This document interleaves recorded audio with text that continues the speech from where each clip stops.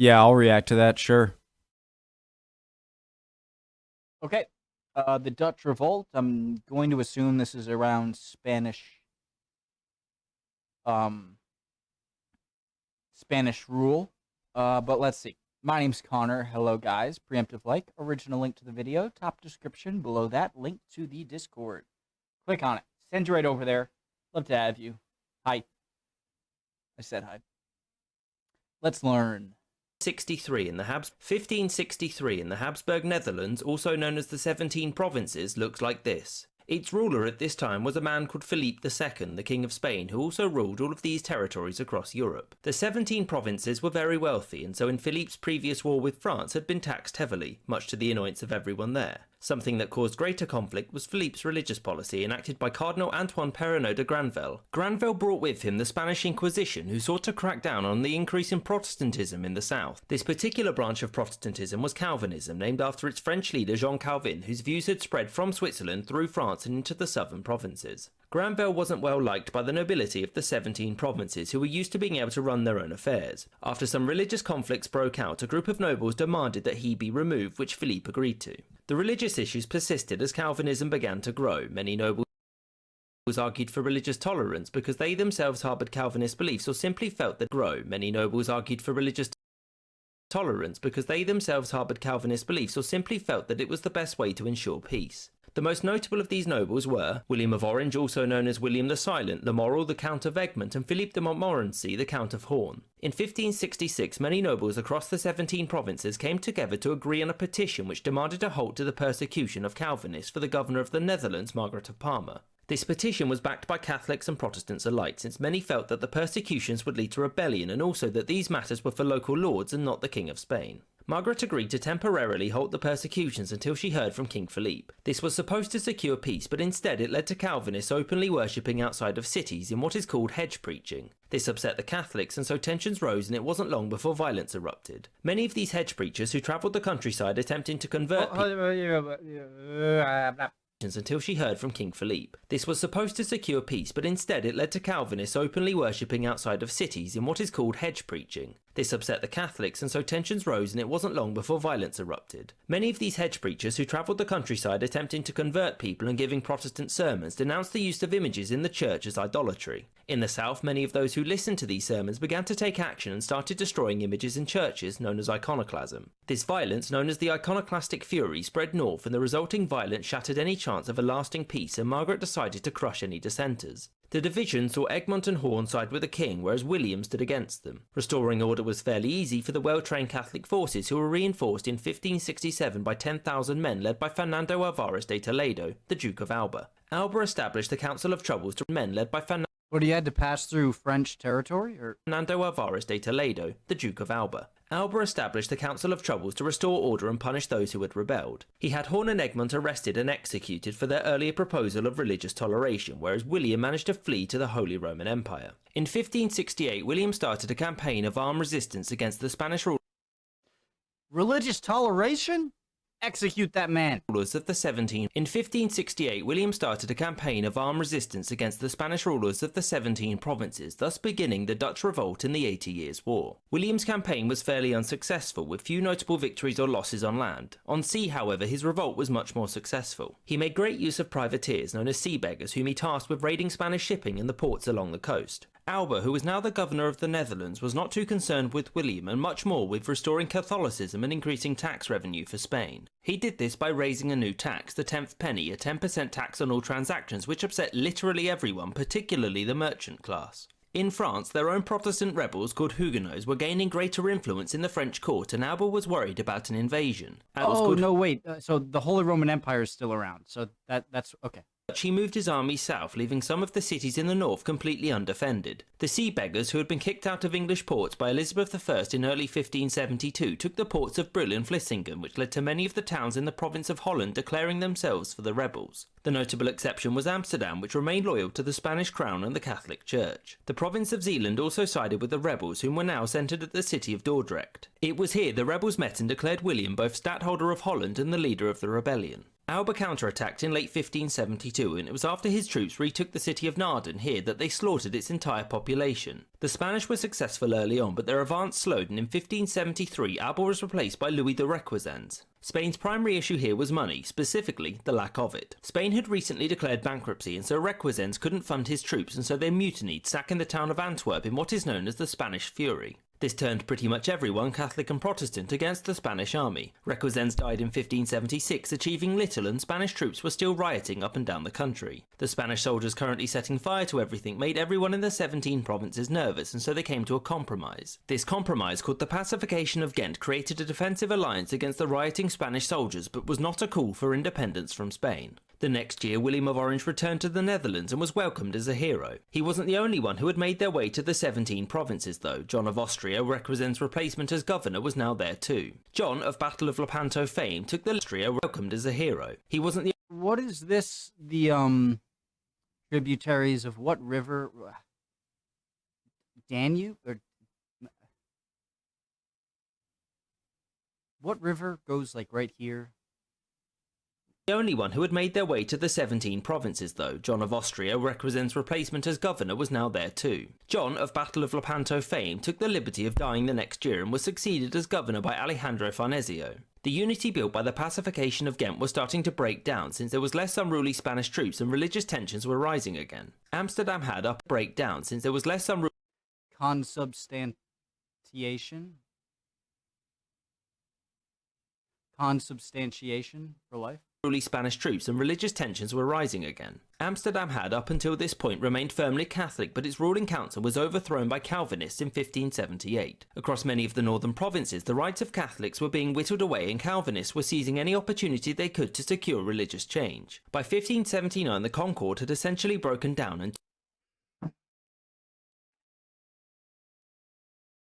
Okay, guys. I need... Calvinism. Calvinism refers to as a major break from Protestantism that follows the theological tradition and forms of Christian practice set down by John Calvin and other Reformation-era theologians. It emphasizes the sovereignty of God and authority of the Bible. Differs from Lutherans, another branch of the Reformation, on the spiritual, real presence of Christ. There are so all of these little sects of Christianity, big sects, are just, I feel like a lot of them are based on very minor differences. Well, I don't really know what I'm just trying to... Two new unions had formed. In the south, the Union of Arras, which declared its loyalty to the Spanish throne and denounced Protestant religious change. By 1579, the Concord had essentially broken down and two new unions had formed. In the south, the Union of Arras, which declared its loyalty to the Spanish throne and denounced Protestantism. In the north... So you guys, Catholicism is like the OG Christianity, and every other form of Christianity is a branch off of Catholicism, right? Is that right? The Union of Utrecht, which wished to end what they considered to be Spanish despotism and allow for freedom of conscience. I'm asking is Calvinism, Protestantism, Anglican, Presbyterian, all of these are Christian religions that split from Catholicism or split from something that split from Catholicism, right? But Catholicism is like the original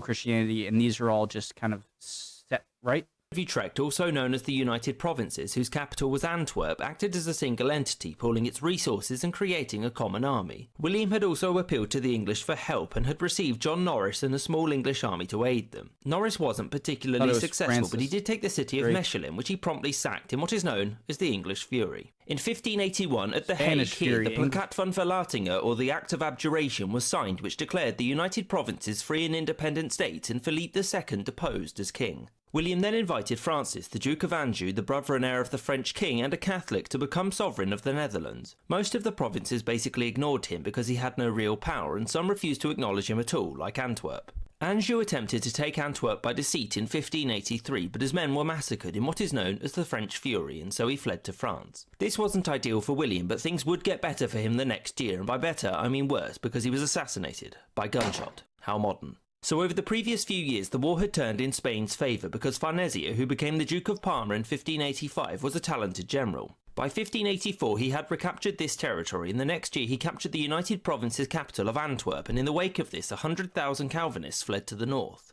This left Amsterdam as the first city of the United Provinces and the capital of resistance against Spain. In the immediate aftermath of William's death, the leadership of the United Provinces was somewhat troubled. Robert Dudley, a close friend of Elizabeth I, took the position of Governor of the Netherlands, which was basically a declaration of war against Spain. Dudley had a tendency of interfering in the affairs of the Dutch, which was kind of why they revolted in the first place. Dudley had two major opponents, Maurice of Nassau, William's son, and Johan van Oldenbarnevelt. By 1587, Dudley had suffered a series of military defeats and his authority lay in ruin, so he left the United Provinces and returned to England. The problems with finding a monarch emboldened and legitimised those calling for an end to the monarchy. As such, in 1588 the United Provinces were declared a confederation and a republic. It was also in this year that Philippe II launched his armada against Elizabeth of England. The next year saw a Protestant, Henry IV, take the French throne, whom Philippe promptly intervened against. This relieved some of the pressure on the Dutch, who were now under the leadership of Johan and Maurice. Johan was quick to streamline the government and improve trade, whereas Maurice was crucial in reforming and professionalising the Dutch army. By 1598, the year of Philippe II's death, the Dutch had retaken this territory. The Dutch Republic wanted to increase its trade to fund the war, and so sent ships far and wide to find markets across the Indian Ocean, which led to the very lucrative spice trade. In 1602, to reduce the risk that came with this trade and to help increase profits, Dutch merchants formed the VOC, the Dutch East India Company, which would have a monopoly on trade and the right to wage war and make treaties. Furthermore, banking reforms and an efficient system of funding the army meant that the Republic and make treaties. Furthermore, banking reforms and an efficient system of funding the army meant that the Republic started to become much wealthier. The Spanish forces were led by Ambrogio Spinola, who, like Maurice, was a very capable general and managed to push the Dutch back to here by 1607. Even though Spain had made peace with France and England by this time, the war's financial burden was starting to hurt, so Spain asked for a truce, which was finalised in 1609. This truce basically acknowledged the Dutch Republic's independence and even reopened trade between it and Spain. Its valuable spice trade, combined with its near dominance of the Baltic Sea trade, meant that without the financial burdens of war, the Dutch became rich. Very rich. This was aided by the educated and skilled Calvinists who fled north in the previous decades, bringing valuable trade and manufacturing expertise with them. With peace established, only one major issue remained: religion. Both Catholics and Protestants had fought against the Spanish, but Catholics found themselves quickly sidelined. The main religious division was between the Calvinists and the Remonstrants. The Remonstrants were led by Oldenbarnevelt and a man called Hugo Grotius, and when anti-Remonstrant riots broke out in Holland, they raised troops to crush it. This was seen as a step too far, and so Maurice had them arrested. Grotius was imprisoned and Oldenbarnevelt was beheaded in 1619. The truce was only meant to last 12 years and wasn't renewed, meaning war broke out again in 1621. This soon became part of the broader 30 Years' War. 1619, 1621, I feel like, why do those dates pop out to me for some other reason? Thanksgiving? Oldenbarnevelt was beheaded in 1619. The truce was only meant to last 12 years and wasn't renewed, meaning war broke out again in 1621. This soon became part of the broader 30 Years' War, and it ended with Spain finally acknowledging the Dutch Republic's independence in 1648. For Spain, the most powerful state in the world at this time, losing to the Dutch was a great embarrassment, and the Dutch revolt is seen by some as the beginning of its decline. For the Dutch, it was only the beginning of their complicated and often bumpy rise to prominence, a prominence which would attract many jealous enemies and require the new republic to fight continuously for its independence for many centuries to come. Perhaps one of the greatest legacies of the Dutch revolt is that a major European power was now a republic, an idea that would have a profound effect on the rest of global history. I hope you enjoyed this episode and thank you for watching. Thank you for making. At first, I wanted to say there were similarities between American Revolution against the British and the Dutch Revolt, but I feel like less and less so as it went on. Just like but I had a question at the end. Oh yeah. Hold on. Come on.